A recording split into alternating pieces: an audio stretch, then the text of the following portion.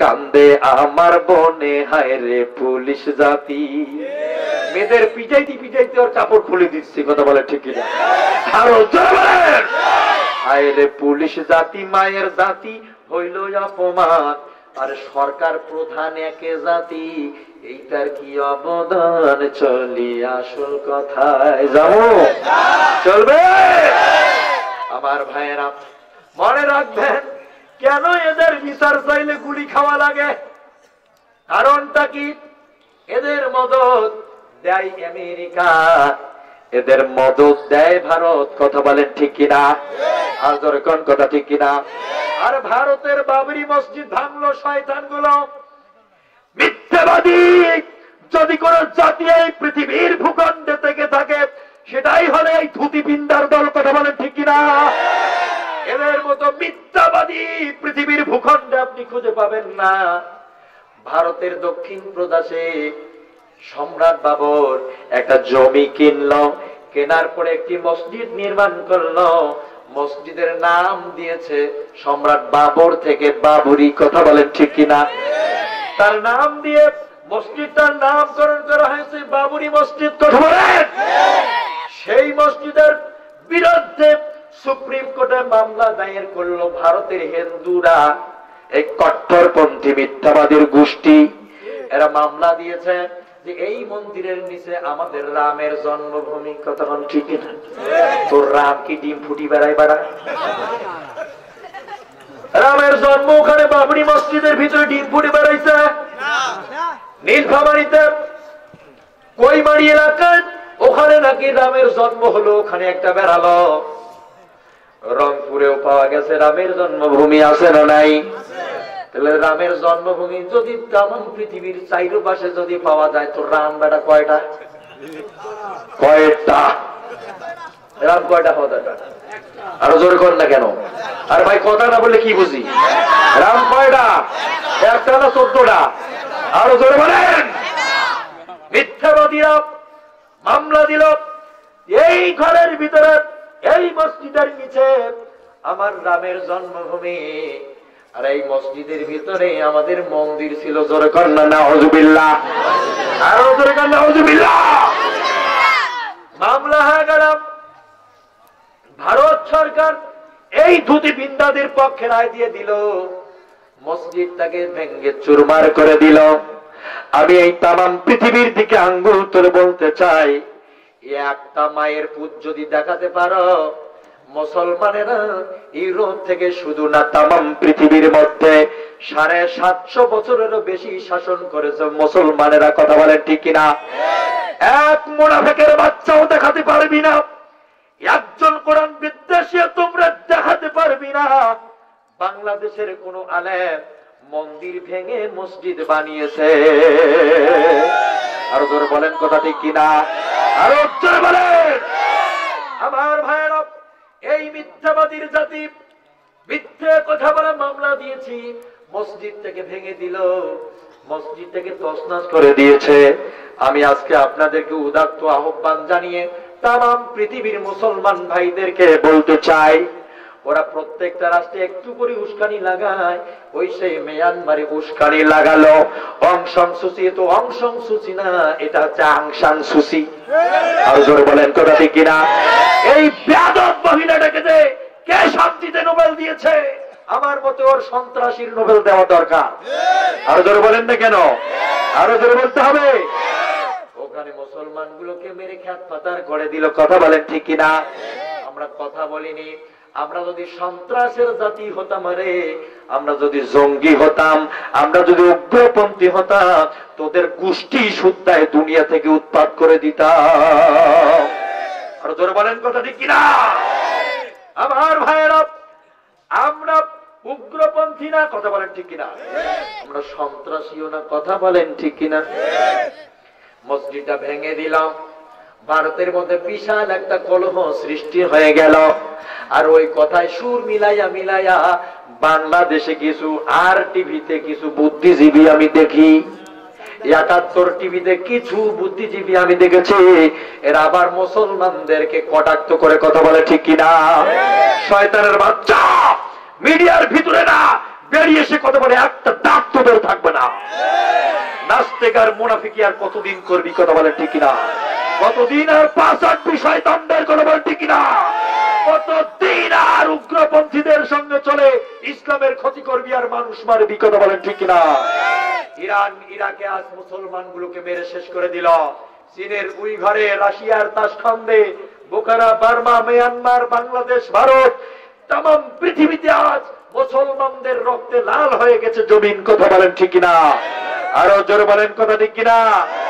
যদি উচিত কথা কই এখন পিঠির উপর দিয়ে যাবে আলাময়। অনেকের কিন্তু সহ্য হচ্ছে না, কথা বলেন ঠিক কিনা? এজন্য উচিত কথা কেমনে কই? চলবে? শোনো দেশবাসী ওদের ইতিহাস, এতদিনে ওরা করলো কি কি সর্বনাশ। আর দেশের সেবার নামে কত ছাড়লো মধুর বাণী, আবার অতীত ভুলের জন্য ফেলল চোখের তাজা পানি রে, চোখের তাজা পানি। আবার অতীত ভুলের জন্য ফেলল চোখের তাজা পানি রে, চোখের তাজা পানি, কথা কন ঠিক কিনা? মুখে মুখে জনসেবা, অন্তরে নাই কিছু, খোদাদ্রোহী নাস্তিকেরা আসছে ওদের পিছু। আর জোরে কর, খোদাদ্রোহী নাস্তিকেরা আছে ওদের পিছু। আর দেশ জাতি আর ধর্মের ধার, দেশ জাতি আর ধর্মের ধার, ধারে না তো কভু কুশ ভারতের দাদারা সব এদের বড় প্রভু রে, ওই কুশ ভারতের দাদারা সব এদের বড় প্রভু। আবার হুকুম দিয়া মানুষ মাইরা, এদেশে হুকুম দিয়া মানুষ মাইরা ধরে সাধুর সাজ। ওদের ইতিহাস এটা তাদের ইতিহাস, ওদের ইতিহাস এটা তাদের ইতিহাস, কথা কন ঠিক কিনা? আর ধরে কোন কথা ঠিক কিনা? অনেকের কিন্তু জ্বালা পালা শুরু হয়ে গেছে গায়ে, হয়েছে কিনা? আছে কিনা? স্বাধীনের দুনিয়ায় এই মুনাফিকদের ভয়, মুসলমানেরই জয়। আর যুগে যুগে মুনাফিকদের কারণে, যুগে যুগে মুনাফিকের কারণে ইমানদারদের ভয়, কোরআন হাদিসেরই জয়, কথা বলেন ঠিক কিনা? চলবে? চালাবো? কতক্ষণ? কতক্ষণ? কারা কারা দেখি লিল্লাহে থাকবে? আল্লাহ কবুল করুক জোরে নাম। আমার ভাইয়েরা, তাহলে শহীদরা কি মরে? আরো জোরে বলেন, মরে? শহীদ নামের ওই ফুলের মালা কোন আমি পরব গলে, শহীদ নামের ওই ফুলের মালা আমি পরব গলে। জোরে বলেন আল্লাহু আকবার, আরো জোরে বলেন আল্লাহু আকবার। একটা কুড়ালকে গাছ বলতেছে, কুড়াল ভাই তুই আমাকে কাটিস কেন? কুড়াল বলছে, আমি কি তোরে কাটি সাদে রে? তোর জাতি ভাই ঢোকা আছে আমার পাশার ভিতরে। আমি কি তোরে কাটি সাদে? তোর জাতি ভাই ঢোকা আছে আমার পাশার ভিতরে। আমি কুড়াল তোরে কাটতে পারতাম না, কিন্তু তোর মতো একটা জাতি ভাই গাছ আমার পাশায় ঢোকা আছে, ও সাহায্য করে, এজন্যই আমি কুড়াল তোরে কাটি, কথা বলেন ঠিক কিনা? আরো জোরে বলেন। ভারত থেকে কোন হিন্দু এসে বাংলাদেশে আপনার ক্ষতি করেছে? আরো জোরে বলেন না কেন? চলবে কি আলোচনা? এভাবে উঠাউটি কেন? চলবে আলোচনা? আরো জোরে কোন চলবে আলোচনা? যদি শুনতে চান এদের টানি ধরে বসাতে হবে। যারা উঠে যাবে তারা কি? তারা মুনাফিক, তাদের এগুলো ভাল লাগতেছে না, ভালো লাগে না। তাহলে ভাল লাগে কি? দিদি তেরা দিলবার দেওয়ানা, ঘরে রাম তোর দিলে বাকে দেওয়া না, এটা ভালো লাগবে? হ্যাঁ, গান শোনেন না? দিদি তেরা দিলবার দেওয়ানা, ঘরে রাম তোর দিলে বাকে দাও না, শোনেন নাই? যারা উঠে যায় তারা ঘরে রামের লোক, হয় নাকি? চিন্তা করেন, কোরআনুল কারীম মারাত্মক জিনিস, এ নিয়ে আলোচনা করতে গেলে মাথা কুলাবে না, কথা বলেন ঠিক কিনা? আমার ভাইয়েরা, মুমিনদের 4টি কর্মসূচি আমার আল্লাহ দিয়েছে। কয়টি? আর একটু জোরে বলেন কয়টি? 1 নম্বরটা কি? আল্লাযীনা ইম্মাক্কান্নাহুম ফিল আরদি আকামুস সালাত। 2 নম্বরটা হলো ওয়া আতুজ যাকাত ওয়া আমারু বিল মা'রুফ ওয়া নাহাউ আনিল মুনকার ওয়ালিল্লাহি আকিবাতুল উমুর।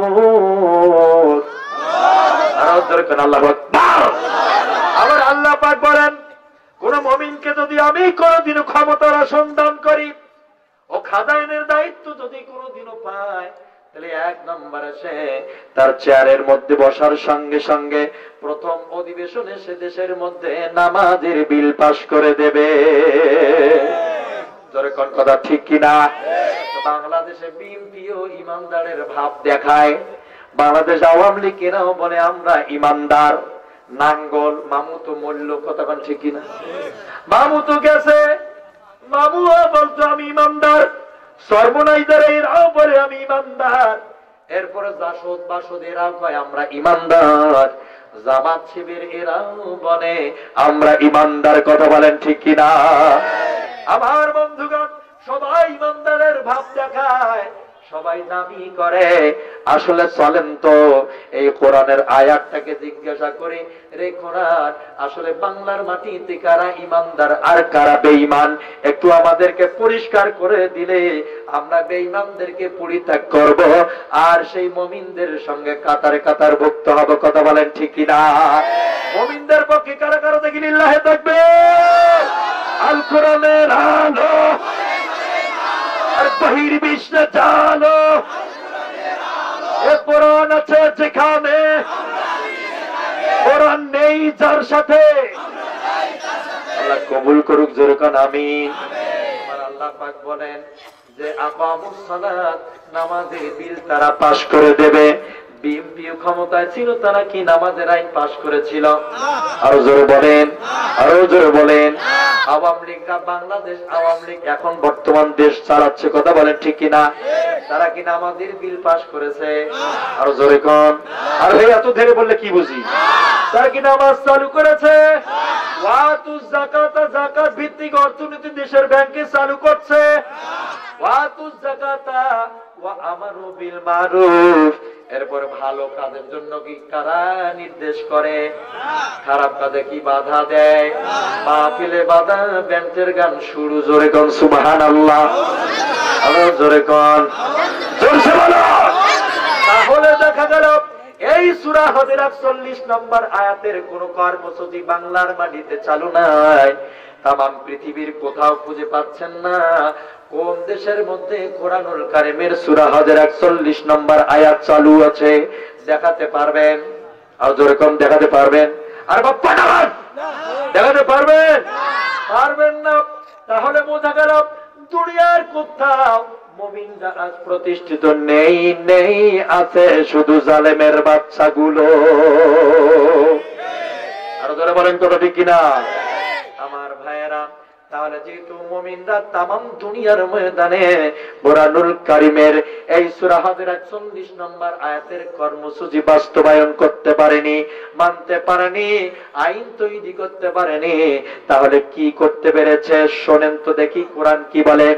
قالت إن الملوك إذا دخلوا قرية أفسدوها وجعلوا أعزة أهلها أذلة وكذلك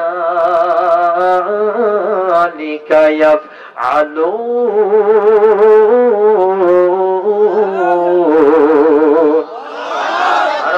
আল্লাহু আকবার। যারা কথা বলে না তারা মুমিন না বেঈমান? আর জোরে বলেন, বেঈমান না মুমিন? যারা কথার জবাবের উত্তর দেয় না এরা মুমিন না বেঈমান? ওরা ডানপন্থী না বামপন্থী? ওরা হিজবুল্লাহ না হিজবুস শয়তান? হিজবুস শয়তানের পক্ষে কারা কারা হাত তোলেন? হিজবুল্লাহর পক্ষে কারো একটা হাত তুলে দেখান তো লিল্লাহি তাকবীর। আল্লাহ কবুল করুক, জোরে কোন আমিন। হিজবুল্লাহর দলটা কার? আর জোরে, আরে ভাই জোর হলো না, আরে জোরসে বলো। হিজবুল্লাহটা কার দল? আর হিজবুল শয়তানটা কার? একটা হলো হিজবুল্লাহর দল, ওটি হলো আমার আল্লাহ, আর একটা হলো হিজবুল শয়তান, এটি হলো শয়তানের দল। কথা বলেন ঠিক কিনা? আল্লাহর দল যারা করে তারা সূরা হজের 41 নম্বর আয়াত মানতে চায়, যারা আল্লাহর দল মানতে চায় না তারা হচ্ছে হিজবুল শয়তান। কথা বলেন ঠিক কিনা? বাংলাদেশে একটি দল বেরিয়েছে যার নাম দিয়েছে হিজবুত তাওহীদ। কথা বলেন ঠিক কিনা? এ তো হিজবুত তাওহীদ নয়, এ হচ্ছে হিজবুল শয়তান। আর জোরে কর, এই শয়তানের বাচ্চাদের কারণেই তো আজ এই অধপতন। ভুল কইলাম নাকি? আর জোরে কোন ভুল বলছি, আরো জোরে কোন ভুল বলছি। একদিকে সুন্নি আলেমরা ফাঁসি চাচ্ছে মিজানুর রহমান আজহারি, দেখেন নাই কি? এদের কথা মুরগিও শোনে না। দুই তিনটা লোক বান্দর গুলো লাফালাফি করে, বাইরে আসলে কোন চাষ পাবে না। কথা বলেন ঠিক কিনা? প্রত্যেকটাই কবর মাজার পূজারী। কথা বলেন ঠিক কিনা? মিজানুর রহমান আজহারি যখন সুন্দরভাবে কোরআনুল কারিমের আলোচনাগুলো মানুষের কাছে উপস্থাপন করতে যাচ্ছে, তখন এদেশের শয়তানের বাচ্চাগুলোর গায়ে সহ্য হচ্ছে না, জ্বালা পালা শুরু হয়েছে। ওদের কি হয়েছে জানেন? বেগুন খাইলে বলেন তো কি চুলকায়? কি চুলকায়? ওদের ইমানের ভিতরে অ্যালার্জি আছে। এগুলো হচ্ছে মোনাফিকের রক্ত শরীরে আছে। কথা বলেন ঠিক কিনা? আরো জোরে বলেন। আপনারা কি আব্দুল্লাহ ইবনে উবাইকে চেনেন? চেনেন? আব্দুল্লাহ ইবনে উবাই ইবনে সুলুলকে কি আপনারা চেনেন? শোনেন নাই? এই উবাইটা নবীকে নিয়ে প্রচুর ষড়যন্ত্র করেছেন। মক্কার মাটিতেও শান্তিতে থাকতে দেয় নাই, মদিনার মাটিতেও দেয় নাই। নবীজি বাধ্য হয় যে মক্কার ভূখণ্ড ছেড়ে 31 বছর পর মদিনা পলায়ন করেছে রাতের ভিতরে। কথা বলেন ঠিক কিনা? এই সেই শয়তানের বাচ্চাগুলো বাংলাদেশে লাফালাফি করে, আর এই দেশের কর্তৃপক্ষ নেতারা যারা রাষ্ট্র পরিচালনা করে, আর আবার ওদের কথা শুনে ভালো মানুষদেরকে মৃত্যুদণ্ড দেয়, ফাঁসি দেয়, জেল দেয়, আমৃত কারাদণ্ড দেয়। কথা বলেন ঠিক কিনা? রাষ্ট্রীয় মামলায় ঢুকে দেয়, ধর্ষণের মামলা দেয়, মারামারির মামলা দেয়, জঙ্গির মামলা দেয়, বিভিন্ন মামলা আর হামলা দিয়ে জর্জরিত করে দেয়। কথা বলেন ঠিক কিনা? এই উবাই ইবনে সুলুল যখন মক্কার বাড়িতে ষড়যন্ত্র করেছে, মদিনায় চলে এসছে, বিশ্বনবী এসে বললেন, উবাই রে, এই আমি হলাম বিশ্বনবী সরওয়ারে কায়নাত জনাব মুহাম্মদ রাসূলুল্লাহ সাল্লাল্লাহু আলাইহি সাল্লাম। আর জোরে বলেন সাল্লাল্লাহু আলাইহি সাল্লাম। আলোচনা কি চলবে? কারা কারা দেখি লিল্লাহি তাকবীর। আল্লাহ কবুল করুক, জোরে গান আমিন। আলোচনা তো কেবল শুরু করতে যাচ্ছি, এখনো করি নাই। এগুলো সব অ্যাডভার্টাইজ দিছিলাম। কি দিছিলাম? সব অ্যাডভার্টাইজ চলছিল। এই কেবল আলোচনায় ঢোকা শুরু করলাম। চলবে, চলবে। নবীজি মদিনায় এসে বললেন, আরে উবাই, এই দাওয়াত গ্রহণ করো। উবাই ইবনে সুলুল বলছে, এই মক্কাতুল মুকাররমা আর মদিনাতুল মুনাওয়ারার ভিতরে একমাত্র নেতা আমরা মানে এই সেই আব্দুল্লাহ ইবনে উবাই বলছে, আমাদের নেতার নাম হলো আবুল হাকাম। আবুল হাকাম ছাড়া আমরা কারো আইন মানতে পারি না। বলেন তো আবু জাহেলের আগের নামটা কি? আরো জোরে বলেন। আরে ভাই জোরসে বলেন। আমরা জিবা টেনে ধরলো কোন শয়তান? আবুল হাকাম হলো আবু জাহেলের নাম। কথা বল ঠিক কিনা? এই আবুল হাকাম হলো জ্ঞানীর পিতা। নবীজি দাওয়াত দিতে গেলেন, এই আবু জাহেল দাওয়াত নিতে পারলো না, প্রত্যাখ্যান করে দিল। নবীজি বললেন, ও চাচা, আপনি আবুল হাকাম না, আপনি হলেন আবু জাহেল। আজও কিছু দাড়িওয়ালা, টুপিওয়ালা, কিছু শিক্ষিত লোক কোরআন হাদিসের নীতি অবলম্বন করতে চায় না, যুক্তি প্রদান করে, ইসলামের রাজনীতি বিশ্বাস করতে পারে না। এরাও আবুল হাকাম না, এরাই হলো আবু জাহেলের নাতিপুতি। আমার ভাইয়েরা, নবীজি এই সেই আব্দুল্লাহ ইবনে উবাইকে বললেন, দাওয়াত গ্রহণ করো। এ কিন্তু দাওয়াতকে প্রত্যাখ্যান যেদিন করেছে, বিশ্বনবী বলেছে উবাই রে, আমি রাসূলের দাওয়াতকে যারা প্রত্যাখ্যান করে দেয় এদের তো জন্মের রক্তের ভিতরে ভেজাল আছে। হাদিসটা শুনলে আপনি অবাক হয়ে যাবেন। নবীজি যেদিন বললাম এরা এবার তোমার জন্মের ভিতরে সমস্যা, ওই দিন থেকে শুরু হয়ে গেল নবীজিকে মারার জন্য কৌশল, এরপরে ষড়যন্ত্র, ফিরুনি অভিযান দিচ্ছে সাহাবীদের কোথায় পাওয়া যায়, যেখানে পাচ্ছে সেখানে গণহত্যা চালিয়ে যাচ্ছে, ধরতেছে, মারতেছে, হত্যা করতেছে, এরপরে খুন গুম করে যাচ্ছে প্রকাশ্য দিবালাকে। কথা বলেন ঠিক কিনা? আমার ভাইরা, আজ মানুষের জীবনের কোনো মূল্য নেই।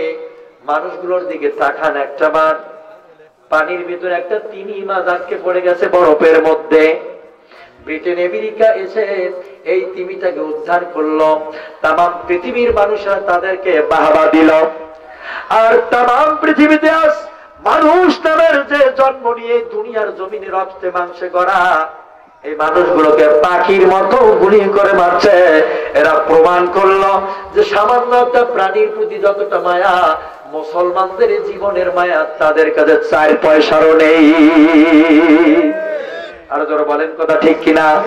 তাহলে আপনি কেমন করে তাদের সঙ্গে চলাফেরা করেন, তাদেরকে বন্ধু বানান, কেমন করে আপনি চলবেন ওদের সঙ্গে? কোরআন যে নিষেধ করে দিয়েছে আল্লাযীনা তাকিজুনাল কাফিরিনা, কিছু মানুষ আছে কাফেরদেরকে আউলিয়া অন্তরঙ্গ বন্ধু বানায়, মিন দুনিল মুমিনিন, ওরা মুমিনদেরকে মাইনাস করে চলে।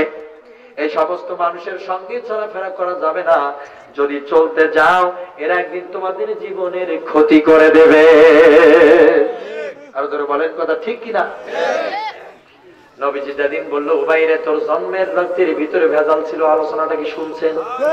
শুনছেন? শুনছেন? চলবে আলোচনা? চলবে? কারা কারা শুনবেন দেখি তো লিল্লাহি তাকবীর। আল্লাহ কবুল করুক। দরকার আমি নবীজি যেদিন বললো যে তোমার জন্মের রক্তের ভিতরে ভেজাল আছে, ওই দিন উবাই বলল আজ থেকে আমি যেখানেই মুহাম্মদকে পাবো সেখানেই কতল করে দেওয়ার চেষ্টা চালাবো। যেখানে নবীজির সাহাবীদের পাচ্ছে সেখানে খুন গুম করে যাচ্ছে। কথা বলেন ঠিক কিনা? আজ দুনিয়া জুড়ে দেখে ইসলামী আন্দোলনের লোকগুলোর জীবনের 4 পয়সার মূল্য দেওয়া হচ্ছে না। কথা বলেন ঠিক কিনা? কে বা কারা মারে নাম বলতে পারি না, আমি চিনি না, কিন্তু এতটুকু জানি যে গুলি খেয়ে লোকগুলো মরতেছে। কথা বলেন ঠিক কিনা? আমার ভাইয়েরা চিন্তা করেন, শোনেন একটু ভালোভাবে। সেই দিন নবীজি যখন বলেছে ওই সেই আব্দুল্লাহ ইবনে উবাই ইবনে সুলুল হাতের মধ্যে একটা তরবারি নিয়া মরুর প্রান্তরে এবার রাগান্বিত কণ্ঠস্বর নিয়ে, উদাত্ত চেহারা নিয়ে, লাল টকটকে চোখগুলো তার দিকে তাকিয়ে চলছে ময়দানের উপরে। হঠাৎ করে দেখা হলো বিশ্বনবীর একজন সালিমুল কদর সাহাবীর সঙ্গে তার সাক্ষাৎ। নবীজির সাহাবী বললেন উবাই রে, কি ব্যাপার, তুমি কোথায় যাও? উবাই বলছে আজ মুহাম্মাদের গর্দান থেকে মাথাটাকে আলাদা করে দেব। জোরে কান নাউজুবিল্লাহ। আরো জোরে বলেন নাউজুবিল্লাহ। মুহাম্মাদের গর্দান থেকে আমি মাথাটাকে আলাদা করে দেব। সঙ্গে সঙ্গে বিশ্ব নবীর সাহাবী বলছে এত বড় তোর স্পর্ধা, এখনো তোর সামনে দাঁড়িয়ে আছে বিশ্ব নবীর একজন সাহাবী, এত বড় সাহস কি করে তোর হয় যে আমার সামনে দাঁড়িয়ে তুই নবীজিকে হত্যা করতে চাবি? আর আমি রাসূলের সাহাবী তোরে ছেড়ে দেব, এক্ষণে তোর আমি ব্যবস্থা নিচ্ছি। সঙ্গে সঙ্গে খাপ থেকে তার বাড়িটা বের করে এরপরে আব্দুল্লাহ ইবনে উবাই ইবনে সুলুলের দিকে তাকায়া বললেন এখন আমি মাটির সাথে তোর মিশিয়ে দিতে পারে, কিন্তু ইসলাম কোনোদিনও আমাদের বলেনি যে তোমরা মুশরিক ইহুদি খ্রিস্টানদের আগে বস্ত্র দিয়ে কতল করো না। যদি আমরা আঘাত পাই, আক্রান্ত হই, তবে এর সমুচিত জবাব সময় হলে দেব। আমার ভাইরা, এভাবে যখন আব্দুল্লাহ ইবনে উবাই ইবনে সুলুলের সামনে বিশ্ব নবীর সাহাবী দাঁড়িয়ে দাঁড়িয়ে কথা বলছে, উবাই বলছে আমিও তোকে ছাড়বো না। দুজনের মধ্যে ধস্তাধস্তি শুরু হয়ে গেল। ওই এক জায়গার মধ্যে দুজনে তরবারি দিয়ে ধস্তাধস্তি করলো। এক পর্যায়ে থেমে গেল। নবীজির সাহাবী বলছে, উবাই রে, আমি ইচ্ছে করলে এখানেই তোকে আমি ঘিরে দিতে পারতাম, কিন্তু তা দেব না। আমার নবী জীবনে কোনোদিনও মিথ্যা বলতে পারে না। মক্কার ভূখণ্ডেতে কোন মুনাফিকের বাচ্চা প্রমাণ করতে পারে নাই যে বিশ্ব নবী 31 বছর মক্কায় ছিল একটা মিথ্যা কথা বলেছে। কথা বলেন ঠিক কিনা? নবীজির নাম দিয়েছিল মুশরিকেরা আল আমিন। কথা বলেন ঠিক কিনা? নবীজির নামের উপাধি দিয়েছিল এরা আস-সাদিক, বড় সত্যবাদী, বড় বিশ্বাসী লোক। এভাবে তারা নবীজির নামের উপাধি দিয়েছে। কথা বলেন ঠিক কিনা? সেই নবী আজ মদিনায় এসে তোমার যারো সন্তান বলে, আসলে এই নবী জীবনেও কোনোদিনও মিথ্যা বলে নাই। তোমার জন্ম সম্পর্কে যদি তোমার জানার ইচ্ছা হয় রে আব্দুল্লাহ ইবনে উবাই ইবনে সুলুল, তাহলে তুমি তোমার মাকে গিয়া জিজ্ঞাসা করো তোমার জন্মটা দিল কে আর তোর বাপটাকে। কথা বলেন ঠিক কিনা? উবাই ইবনে সুলুল ওই জায়গায় আর দাঁড়িয়ে না থেকে পিছনের দিকে ব্যাক হয়ে নিজের বাড়ির মধ্যে চলে গেল। গিয়ে বলছে, বুড়ি বেটি, এখন বলতে হবে আমার বাপটাকে আর আমার জন্মটাকে দিয়েছে, তাড়াতাড়ি বলা লাগবে। সঙ্গে সঙ্গে ইবনে উবাইয়ের মা বলে দিল, বেটা রে, তোর বাপের সঙ্গে যেদিন আমার বিবাহ বন্ধনে আমি আবদ্ধ হয়ে গেছি, ওই দিন থেকে শুরু করে নিয়া 40টা 42টা বছর পর্যন্ত আমাদের জীবন থেকে মাইনাস হয়ে গেল, কোন সন্তান হলো না। তোর বাপের রক্তের ভিতরে ভেজাল ছিল আর বীর্যের সমস্যা ছিল, যার কারণে অনেক কবিরাজের কাছে নিয়ে গেলাম, অনেক পাদ্রীর কাছে নিয়ে গেলাম, অনেকের কাছে নিয়ে গেছি, কিন্তু এই রোগ থেকে আমি তারে রেহাই দিতে পারিনি রে বেটা। আব্দুল্লাহর বেটা মুহাম্মদ জীবনে কোনোদিনও মিথ্যা কথা বলেনি। আজও আমি মা হয়ে বলছি তোরে, আসলে সে মিথ্যা বলেনি। জোরে কান মারহাবা। তখন উবাই বলছে, এখন বলতে হবে তাহলে কি হয়েছিল। উবাইয়ের মা বলছে, বেটা রে, আসলে দুইজন ভালো জানে তোর জন্ম সম্পর্কে। একজন হলাম আমি তোর মা, আর একজন হলো তোর আল্লাহ। তা আল্লাহর কাছে কি কেউ দিতে পারে পাল্লা? যদি কেউ দিতে চায় পাল্লা, থাকবে কি আর উঁচু কোনদিনও কাল্লা? আরো সবাই বলেন, তো নিচু হয়ে যাবে। কথা বলেন ঠিক কিনা? দেখেন না, একটা পাল্লা দিতে গেছিল, ওই সেই আমেরিকার বুশ বেলায়ার সাংবাদিকের জুতা খাইয়া যাওয়া লাগছে। কথা বলেন না কেন? মুসলমানের সাথে বসে বেয়াদবি করেছে, তাই তো সাংবাদিকের জুতার বাড়ি খেয়েছে। নমরুদ ইব্রাহিমের সাথে বেয়াদবি করেছে, তাই তো ল্যাংড়া মশা নাকের ভিতর গিয়েছে। ফেরাউন মুসার সাথে বেয়াদবি করেছে, তাই তো নীল নদীতে ডুবে ডুবে মরেছে। মরে নাই? আরে সেই ফেরাউনের কথা বলছি। মরার সময় কতবার সে বাসা বাসা বলেছে, জিবরাইল তাহার মুখে কাদা ঢুকে দিয়েছে, জিবরাইল তাহার মুখে কাদা ঢুকে দিয়েছে। কথা বলেন ঠিক না? আজ যারা হজ করেন, ওমরা করেন, ইসলামের লোকগুলো মানেন, নিঃসন্দেহে মরার সময় ঈমান নিয়ে মরতে পারবেন না।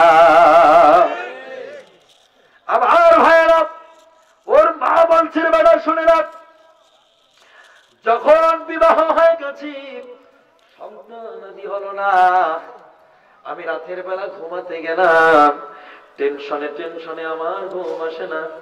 আলোচনা কি চালাবো? মাইকটা দিয়ে এরা গলা টানছে, যার কারণে কথা বলতে পারছি। বুঝতে পারতেছে? হ্যাঁ, একটু জিকির করেন তো, গলাটা ঠিক করি। লা ইলাহা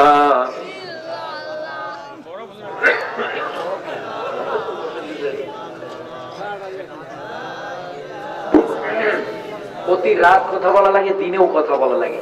চিন্তা করে দেখেন, 200 প্রোগ্রাম করা লাগবে। আজকেরটা হচ্ছে 59তম রাত। কি অবস্থা তাহলে? চিৎকার করে যদি গলা দিয়ে কথা বের করার চেষ্টা করি, তাহলে রক্ত সব ছিঁড়ে যাবে। ঠিক না? কথা বলতে হবে ধীরে, মাইকে যেন সাউন্ড একটু বেশি হয়। কথা বলে ঠিক কিনা?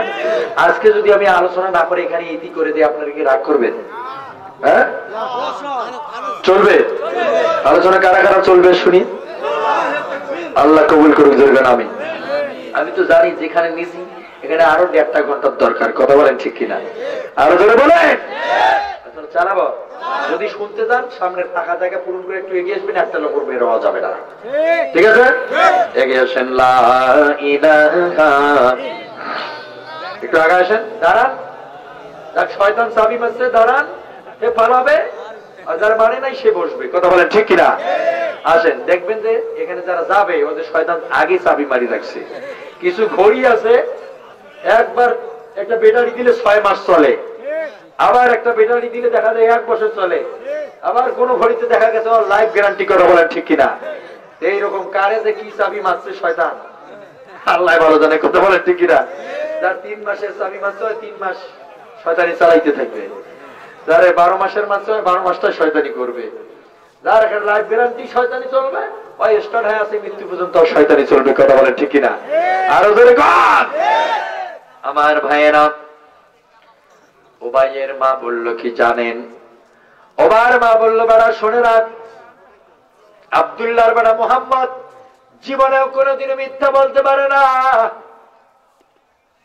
আজ আমি তোর মা বলছি, তোর বাপের যখন কোন বিজয় সে আমার ওভামের ভিতরে প্রবেশ করলো না, যত দিন যায়, মাস যায়, বছর যায়, তত আমার টেনশন শুধু বেড়ে যায়। রাতের পর রাত যখন আমি বিছানায় শুয়ে থাকি, টেনশনে টেনশনে আমার ঘুম হয় না। আমি চিন্তা করি আমার স্বামীর কত কিছু সম্পদ, অনেক বড় বড় খেজুরের বাগান আছে, অনেক বড় বড় আঙুরের বাগান আছে, অনেক বড় বড় উটের পাল, বিশাল সম্পদের মালিক আমার স্বামী, অথচ একটা সন্তান নাই, কথা বলেন ঠিক কিনা? আজ যেমন বিত্তশালীরা সন্তান নাই, বেবি টেক্সের মাধ্যমে সন্তান নিতেছে, গরু ছাগলকে যেমন বীজ দিয়ে সন্তান মানুষেরা নেয়, আজ নারীদেরকে বীজ দিয়ে সন্তান নিচ্ছে, এটার নাম হলো বেবি টেক্স, কথা বলেন ঠিক কিনা? এই সন্তান যতগুলো নেবেন রে ভাই, এগুলো টাটকা টাটকা যারও সন্তান। আপনার বউয়ের বাচ্চা নেই তো আপনি আরেকটা বিয়ে করতে পারেন না? কি বলেন আপনি? বিয়ে করা কি যায় আছে না নাই? নারীদের কিন্তু মন মেজাজ খারাপ হয়ে গেল, কথা বলেন ঠিক কিনা?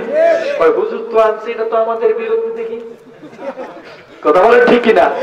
আর যেটা বলেন আমার ভাইয়েরা, এই সেই নারী বললাম, এটা উভয় শোনেরা, কোন সন্তান আদি যখন হলো না, তোর বাপের একটা গরু রাখাল ছিল, এই গরু রাখাল কোন একটা কাজের জন্য আমার বাসার ভিতরে এসে গেল, আর আমি উভয় মা তোরে বলছি শুনে রাখ, ওই গরু রাখালকে আমি টেনে ধরলাম, ওখান থেকে যে বীর্যটা আমার ওভামের ভিতরে ঢুকলো, সেই বীর্য থেকে যে সন্তানটা দুনিয়ার জমিনে আসলো, সেটা অন্য ভিন্ন কোনো আর ব্যক্তি নয়, আব্দুল্লাহর বেটা মুহাম্মদ। মক্কা থেকে 31 বছর পরে সে মিথ্যা বলতে পারে না, আজ এখানেও বলে নাই। আর আমি মা হয়ে তোকে আজকে পরিষ্কার জানিয়ে দিচ্ছি, আমার পেট থেকে যে সন্তানটা দুনিয়ার জমিনে আসলো, এটা অন্য ভিন্ন কেউ না, তুই সেই আব্দুল্লাহ ইবনে উবাই ইবনে সুলুল। আব্দুল্লাহর বেটা মুহাম্মদ মিথ্যা বলে নাই, আমি মা সার্টিফিকেট দিয়ে দিলেন, তুই এই শতাব্দীর টাটকা মুনাফিকের বাচ্চা, তুই একটা জানো সন্তান, কথা বলেন ঠিক কিনা? আজও যারা মুসলমান ঘরে জন্ম নেয়, অথচ মুসলমানদের ক্ষতি করে, এরা আছে না নাই? ইসলামের লোক, অথচ ইসলামের ক্ষতি করে। এবার 22 মাস, 36 মাসের ভিতরে 22 মাস পাওয়া যায় কাদার ভিতর, ধরা পড়ার পরে কি ওর গায়ে কাদা খুঁজে পাওয়া যায়? এইরকম কিছু শয়তান আছে, সারা জীবন ইসলামের ক্ষতি করে, এরা 22 মাস, এরা মনে করে আমাদের ধরতে পারবে না। পরিষ্কার করে জানিয়ে দিয়ে গেলাম, যারা ইসলামের লোক হয়ে ইসলামের ক্ষতি করলো, আলেম ওলামাদের ক্ষতি করলো, জনপদের ক্ষতি করলো, এরা আসলে এরা কি মানুষ জানেন? এরাই হলো এই শতাব্দীর জারুস সন্তান। এই জারুসটা যেদিন মরে, সেদিন কি হয়েছিল আপনি জানেন? ও মারা যাওয়ার সময় বলছো নিজের বেটাকে, আরে আব্দুল্লাহ, আমি যদি মরে যাই, আমার 2টা ওসিয়ত আছে, বিশ্বনবীর কাছে বলবি। 1 নম্বর ওসিয়ত হলো, নবীজির গায়ের পাঞ্জাবি যেন আমার গায়ের জন্য কাপনের কাপড় হিসেবে দেয়। 2 নাম্বার হলো নবীজি যেন নিজেই আমার জানাজা নামাজটা পড়িয়ে দেয়। তো এই মুনাফিকটা মারা গেল, ওর নিজের বেটা দৌড় দিয়ে চলে গেল মসজিদের নববীর ভিতরে। মসজিদের নববীর ভিতরে 13 জন সাহাবী মিলে বসানো আছে। ওই জায়গায় গিয়া এই উবাইর ছেলে সালাম দিয়ে বলছে, আসসালামু আলাইকুম ইয়া রাসূলুল্লাহ।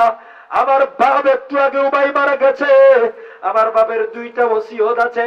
1 নাম্বার হলো আপনার গায়ের পাঞ্জাবিটা দেবে, আমার বাপের কাপনের কাপড় বানায়া দাফন করব।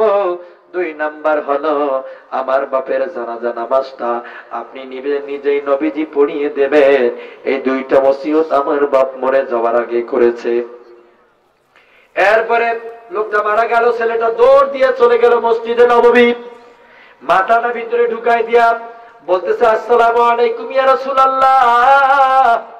আমার বাপ ভাই একটু আগে মারা গেছে, 2টা ওসিয়ত করেছে, পাঞ্জাবিটা দেবেন আর আপনি যেন নিজেই জানাজাটা পড়িয়ে দেন।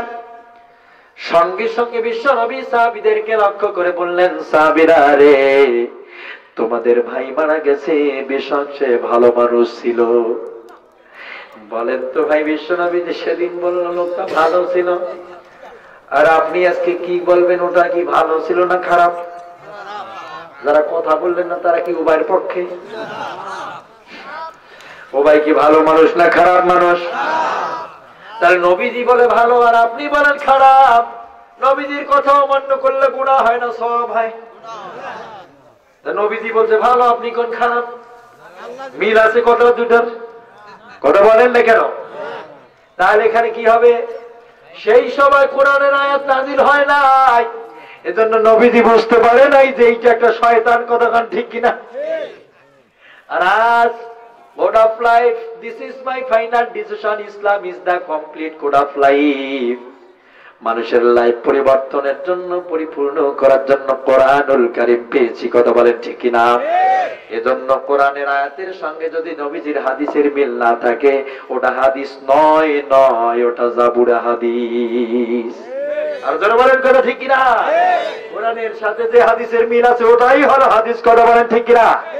নবীজিকে জিজ্ঞাসা করা হয়েছে, হুজুর কোরআনের আয়াত আর হাদিসের যদি মিল না হয় কি করব?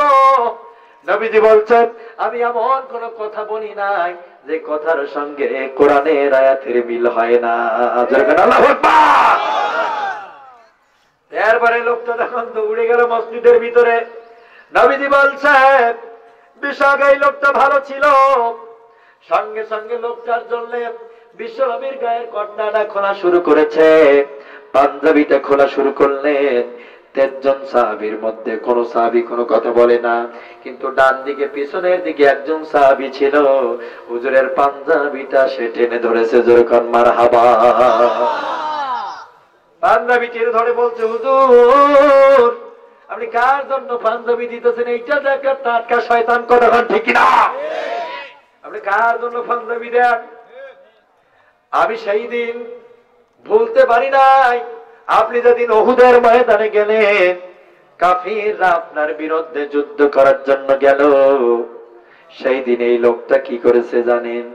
তবে ভাই আপনাদের আর একটা কথা জিজ্ঞাসা করি, বলেন তো ওই সাহাবীটাকে যে পাঞ্জাবি টেনে ধরেছে, আল্লাহু আকবার, সাহাবীটা কি সাধারণ সাহাবী ছিল? আর যার একক সিদ্ধান্তের উপরে 13টা সিদ্ধান্ত নেওয়া হয়েছিল, 13টা সিদ্ধান্তের উপরে আমার আল্লাহর কোরআনে 13টা আয়াত নাযিল করেছে। তাহলে তোমার নেতার নামে কয়টা আয়াত নাযিল হয়েছে? তোমার ইমাম সাহেবের নামে, তোমার পীর সাহেবের নামে, কারো নামে নাই। এই সাহাবীর জন্য 13টা আয়াত নাযিল হয়, এটা কি কোন সাধারণ সাহাবী হয়? আরো জোরে করেন। আবার ভাইরা, নবীজির পাঞ্জাবিটা ধরল। এরপরে বিশ্ব নবী যখন পাঞ্জাবিটা দেবে, ওই সময় ওমর বলছে, হুজুর আপনার তো সেদিন মনে নাই, উহুদের যুদ্ধের ময়দানে যখন গেলেন, কাফিরের বাচ্চাগুলো আপনাকে হত্যা করার জন্য আসলো দল বেঁধে, আপনার সাথী বন্ধুদেরকে হত্যা করলো, শহীদ করলো, ভাইদেরকে মাটির সাথে শুয়ে দিল। এরপরে ওই জায়গার মধ্যে গিয়া যে লোকটার জন্য আজ আপনি পাঞ্জাবি দিতে যাচ্ছেন, ওই লোকটা সেই দিন উহুদের ময়দানে 300 সাহাবীকে আপনার কুমন্ত্রণা দিয়েছে, কটূক্তিমূলক মিথ্যা কথা বলেছে, বলে বলে ওদের মগজগুলো ধোলাই করে দিয়েছে, দিয়ে ওই উহুদের ময়দান থেকে আপনার 300 সাহাবীকে নিয়ে গলির পথ বেয়ে ভেগে পালিয়েছিল। জোরে কান নাউজুবিল্লাহ। এরকম শয়তান আছে না নাই? আর জোরে কান আছে না নাই? ইসলামের পক্ষে সাক্ষ্য দেবে, আবার ভিতরে ভিতরে কবে জান্নারে তোমাকে মারি ফেলাবে। আছে না নাই? এটাই হচ্ছে সেই আব্দুল্লাহ ইবনে উবাইয়ের দুলা ভাই। চিন্তা করে দেখেন, পরিষ্কার ওয়াজ, কোনো ঢাকা বেকি পেঁচ নাই, কথা ঠিক কিনা? বাংলা ওয়াজ। আমার ভাইয়েরা, সেদিন ওমর বললেন, নবী গো, আমি একটা পাহাড়ের উপরে দাঁড়িয়েছিলাম রে, কিন্তু এই শয়তানটা 300 সাহাবীকে কুমন্ত্রণা দিল, 300 সাহাবী কলি দিয়া ভেগে পালালো। ওই সুযোগে কাফিরের বাচ্চাদের সংখ্যা প্রশস্ত হলো, আপনার সাহাবীদের সংখ্যা কমে গেল। ওই সুযোগে কাফিরেরা আপনার উপরে পাথর মারলো, আপনাকে তীর মারলো, মল্লম মারলো, ডাউনেট মারলো, আপনার শরীর থেকে রক্ত ঝরালো, আপনার সাথী বন্ধুদের শহীদ করে দিল। ও নবী, আপনার মাথার মধ্যে একটা হেলমেট পরানো ছিল, হেলমেটের উপরে বাড়ি দিলাম, কাফিরের বাচ্চা বাড়ি দেওয়ার পরে নবীজির এই হেলমেটটা বাঁকা হয়ে একটা পাতি মাথার ভিতরে ঢুকে গেল। নবীজির মাথার ভিতরে যখন হেলমেটের একটা পাতি ঢুকে গেছে রে, বগুড়ার মানুষ ইতিহাস জানো না, এজন্য তো সমস্যা। নবীজির মাথার মধ্যে যার ভূমিকার কারণে হেলমেটের পাতি ভেঙে ঢুকলো, নবীজি চিৎকার করে ওদের ময়দানে কান্নাকাটি করে মাটিতে পড়ে গেল। আমার এক কাফিরের বাচ্চা এসে আমার নবীর মুখের মধ্যে একটা বড় পাথর দিয়ে ঢিল দিল, নবীজির গালের মধ্যে রক্ত বেঁধে গেল, জমাট রক্ত ভেসে উঠল। ওই সুযোগে কাফেরেরা আবার একটা ঢিল দিল, আবার দাঁতটা জীবিত দাঁত ভেঙে জমিনে পড়ে গেল। একদিকে মাথা দিয়ে ফিনকি দিয়ে রক্ত জমিন ভিজে যাচ্ছে, আর একদিকে মুখ দিয়ে জীবিত দাঁত ভেঙে গেছে রে। একটু যদি দাঁত ব্যথা করে কেমন লাগে আপনার? কিন্তু যার ভূমিকার কারণে আমার নবীর মাথা দিয়ে রক্ত বেবে সাদা ভালুগুলো লাল হয়ে গেল, এই সেই আব্দুল্লাহ ইবনে উবাই রে ভাই। এই সেই লোকটার কারণে নবীজির মাথা দিয়ে রক্ত পরে জমির ভিজে গেল, দাঁতে ভেঙ্গে পানিতে মাটিতে ভিজে গেল লাল রক্তে বন্যা। নবীজি বেহুশ হয়ে পড়ে থাকলো।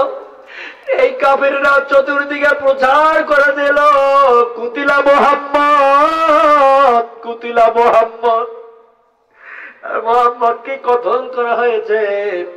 সঙ্গে সঙ্গে সাহাবায়ে কেরামের মনোবল নষ্ট হয়ে গেল।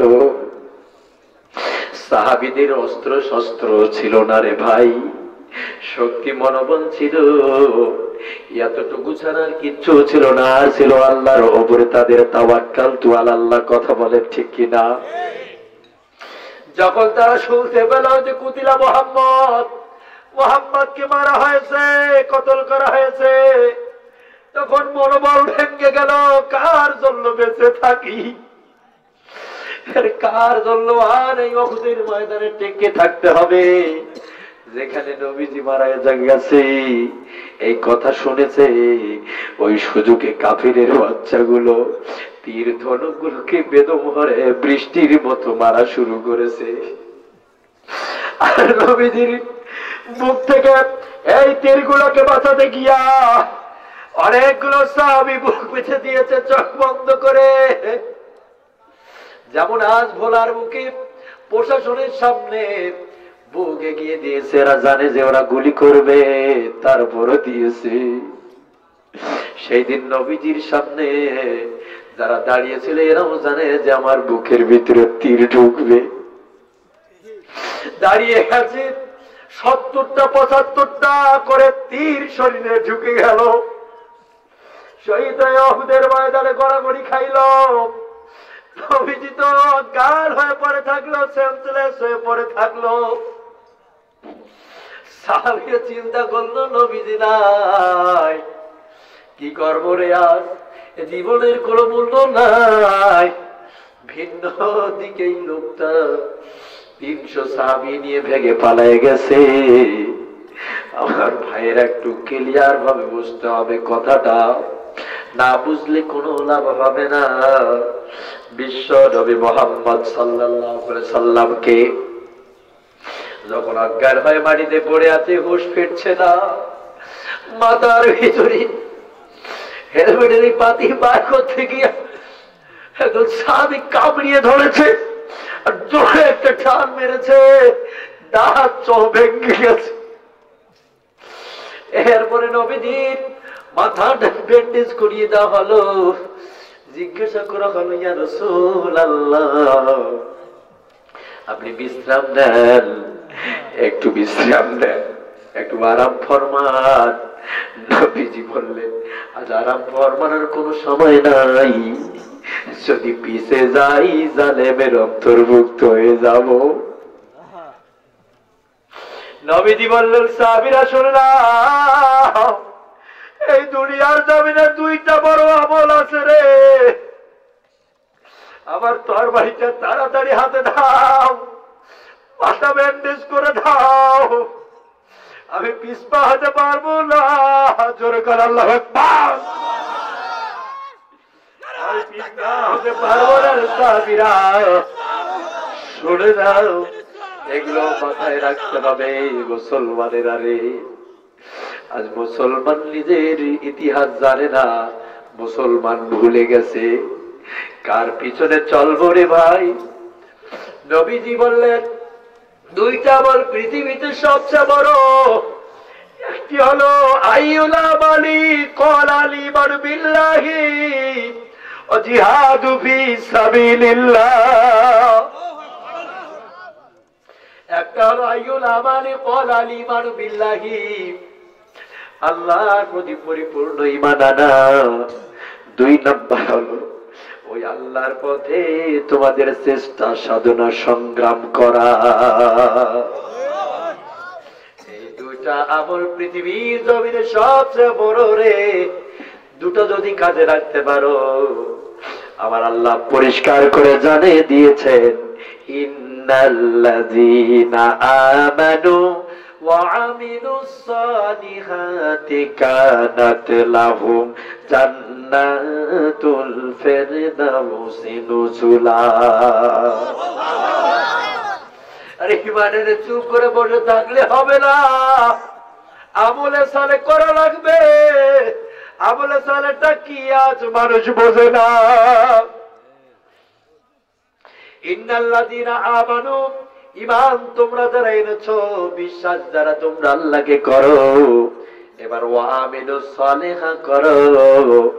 আমলে সালের অন্তর্ভুক্তের মধ্যে নামাজ, রোজা, হজ, যাকাত, তাসবিহ, তাহলিল, জিকির, আজকার, ভালো ভালো কাজ করা, জিহাদ করা, রোজা করা, যতগুলো ভালো কাজ আছে দুনিয়ায় সবগুলোই হলো আমলে সালে। কথা বলেন ঠিক কিনা? যদি আমলে সালে করতে পারো, তাহলে তোমার জন্য দেওয়া হবে কানাত লাহুম জান্নাতুল ফিরদাউস। জান্নাতুল ফিরদাউস কি বড় না ছোট? আর জোরে বলেন, বড় না ছোট? অনেক বড় জান্নাত রে ভাই। এই জান্নাত যদি পেতে চাও, এই কথাটাকে কাজে লাগাবা। নবীজির মাথা ব্যান্ডেজ করে দেওয়া হলো। নবীজি বললেন, তাড়াতাড়ি আমার হাতে আমার তরবারিটা তুলে দাও। তুলে দেওয়া হলো। নবীজি উঠে দাঁড়ালেন আর বললেন, সাহাবীরা চলো। জিহাদ হয়ে গেল উহুদের ময়দানে। আমার ভাইয়েরা, এরপরে কি হলো জানেন?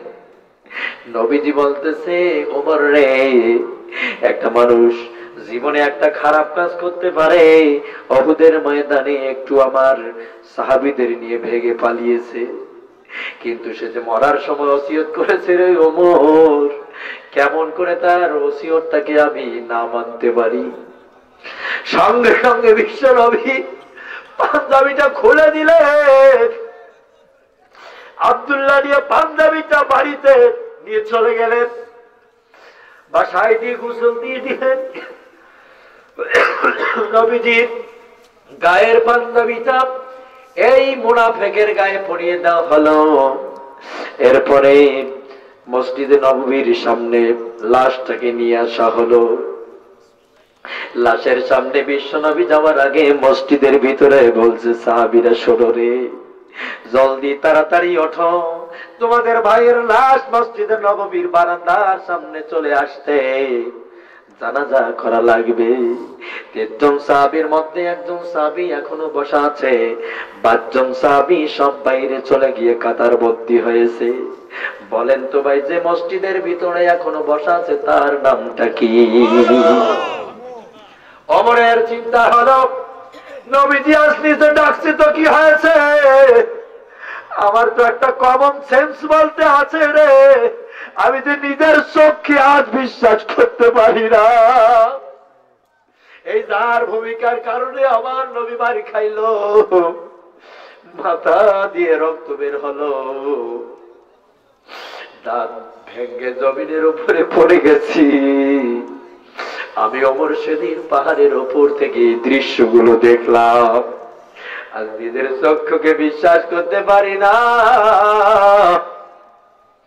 এই লোকটাতে নবীজির পেছনে মুসল্লি ছিল রে, নবীজি যে মসজিদে নববীর ইমাম ছিল, নবী ছিল ইমাম, আর এই উমাই ছিল মুসল্লি। নবীজির আর এই লোকটাকে নিয়ে চিন্তা করতে করতে পেরেশানি বোধ করছে ওমর। ওমর বলছে, মালিক গো, আজ আমি বিশ্বাস করতে পারি না, নিজের চোখটাকে এই লোকটার জন্য নবীজি মার খাইলো, অথচ গায়ের পাঞ্জাবি খুলে দিল। আমি সহ্য করতে পারি না, কেন ওকে পাঞ্জাবি দেওয়া হবে? তুমি কি সেই দিন দেখো নাই আমি ওমর যে শুধুমাত্র একাই উহুদের ময়দানে দেখেছি তার শয়তানি কর্মকাণ্ড গুলো, তুমি আল্লাহ কি দেখো নাই?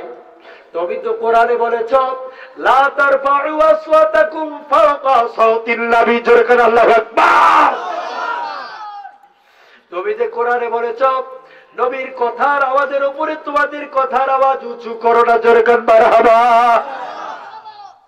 অতএব আমি ওমর তোমার নবীর কথার আওয়াজের উপরে আওয়াজ তুলতে পারবো না, কথা বলতে পারবো না। আমি চাই না যে এই মুনাফিকের জানাজা আমার নবী করুক। তুমি কি সেই দিন উহুদের ময়দানে দেখো নাই যে এই লোকটার কারণে নবীজি মার খাইলো? তুমি আল্লাহ কি এখন একটা আয়াত নাযিল করতে পারো না? জোরে করে মারহাবা।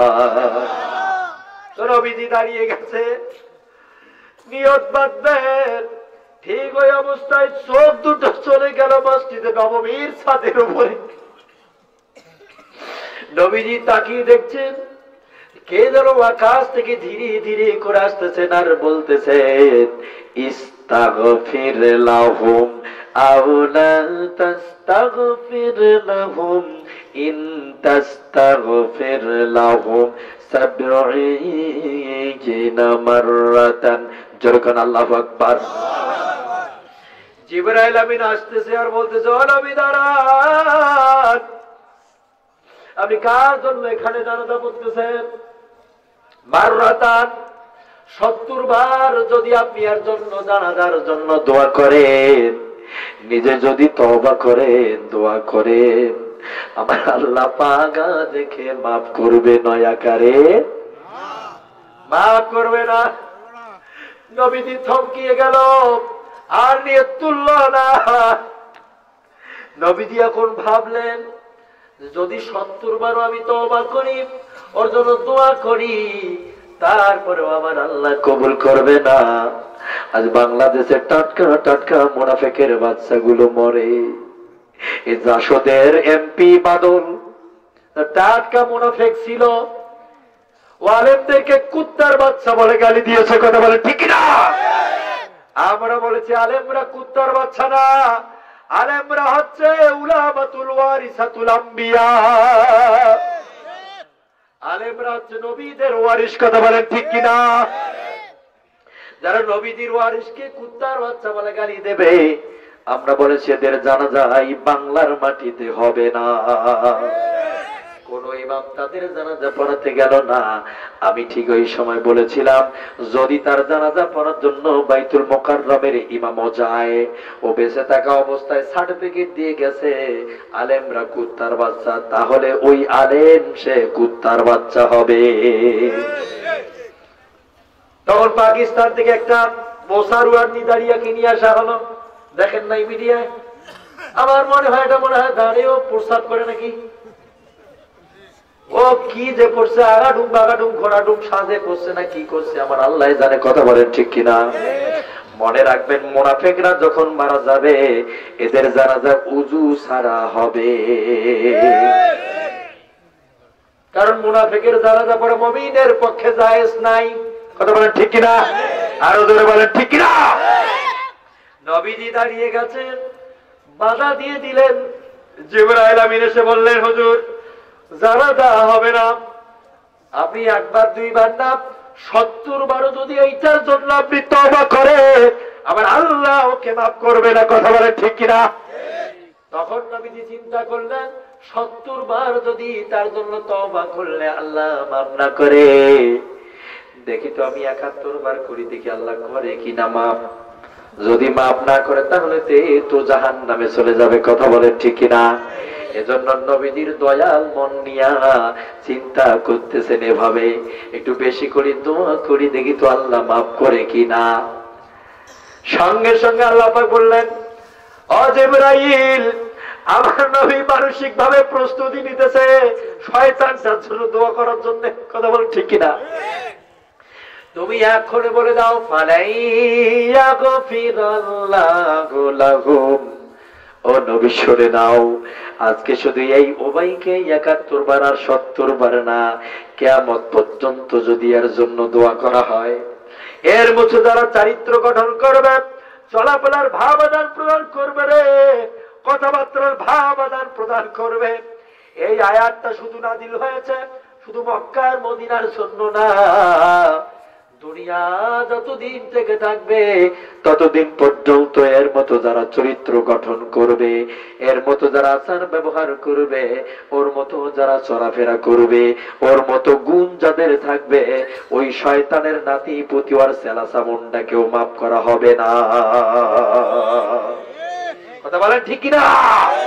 মুনাফিকের জানাজা করা জায়েজ আছে আর জোরে কান, এই জন্য তো আমরা ওর জানাজা করতে দেইনি, কথা বলেন ঠিক কিনা? আরো জোরে বলেন কথা ঠিক কিনা? আজও কোন শয়তান টাটকা শয়তান হিসাবে পরিচিতি লাভ করবে, ওর জানাজা উজু ছাড়া হবে, আর জোরে কান। আর ইমাম সাহেবেরা ভালো করে শুনে নেন, চাকরি যদি আপনার যায় তাহলে আপনি একটু কৌশল করবেন, ওই তো দোয়া তো চুপ চুপ করে পড়াই লাগে, কথা ঠিক কিনা? আপনি গিয়ে কবেন আগাডুম বাগাডুম ঘোড়াডুম সাজে ঢাক ঢোল যাহা কিছু আছে সব ওখানে ঢুকে দিবেন, কথা বলেন ঠিক কিনা? আর যদি আপনি দোয়া পড়েন রে ভাই, আপনার ইমামতি থাকবে না। এটা হলো সূরা তাওবার 80 নম্বর আয়াত, বানাই কইলাম নাকি? বানাই কইলাম। সূরা তাওবার 80 নম্বর আয়াতে আল্লাহ বলেন তোদের জানাজা করা যাবে না, জোরে কান্না আল্লাহু আকবার। কিভাবে বেঁচে থেকে অযথা বিদ্যা শিখে যদি না গড়তে পারো কোরআন দিয়ে সমাজটাকে, কি হবে বেঁচে থেকে, কি হবে বেঁচে থেকে, কি হবে বেঁচে থেকে, কি হবে আলেম হয়ে সমাজেতে বেঁচে থেকে, সত্য কথা যদি না পারো উচ্চ স্বরে না বলিতে, কথা বলেন ঠিক না? চাকরির ভয় করো যদি ছেড়ে দাও মসজিদের গদি, ঠিক কিনা? চাকরির ভয় করো যদি, ছেড়ে দাও মসজিদের গদি। কি হবে ধোঁকা দিয়ে বিবেকটাকে, কি হবে ধোঁকা দিয়ে আল্লাহকে, কি হবে বেঁচে থেকে অযথা বিদ্যা শেখে যদি না গড়তে পারো কোরআন দিয়ে সমাজটাকে, কি হবে বেঁচে থেকে? এর চেয়ে মরায় ভালো দুনিয়া ছেড়ে যাওয়ায় ভালো, ঠিক না?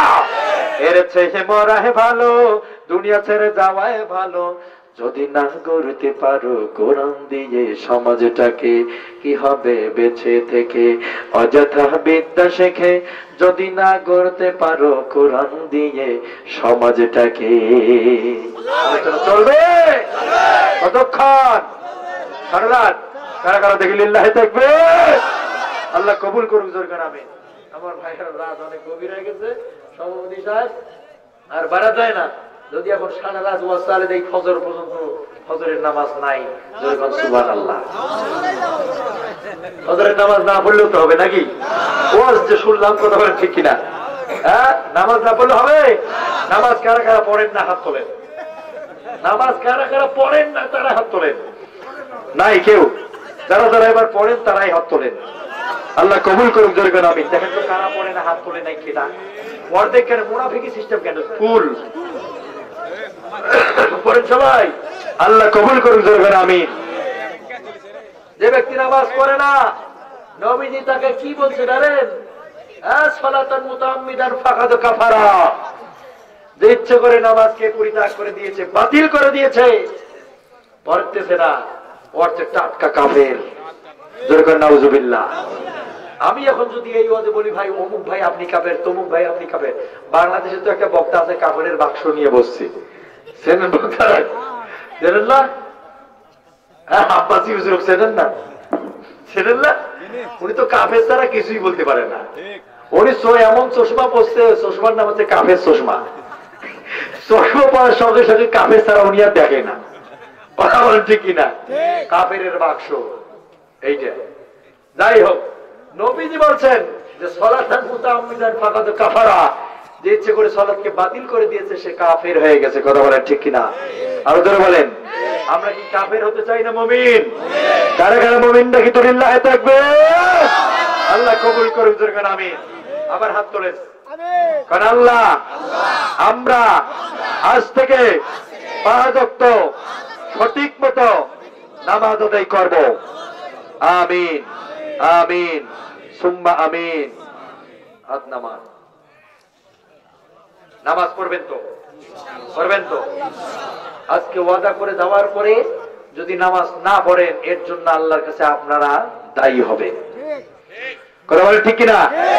আল্লাহ তুমি দেখো, আমি তো তাদেরকে নামাজের কথা বলছি, তারা তো ওয়াদাও করলো, এখন তারা যদি না করে আমি কি করবো আর? কথা বলেন ঠিক কিনা? যদি আমি দেশের প্রেসিডেন্ট হতাম তাহলে আমি ওই সূরা হাজের 41 নম্বর আয়াতের আইনটা চালু করে দিতাম। যেরকম সুবহানাল্লাহ। যেহেতু আমার এই পাওয়ার নাই, আল্লাহ আমি আর কি করবো? সবাইকে নামাজের কথা বলছি, এখন তারা পড়বে কি পড়বে না তাদের বিবেকের কাছে আমি বিচার দিলাম। কথা বলেন ঠিক কিনা? আমার অসমাপ্ত আলোচনা এখানেই সমাপ্তি করে দিচ্ছি। হ্যাঁ।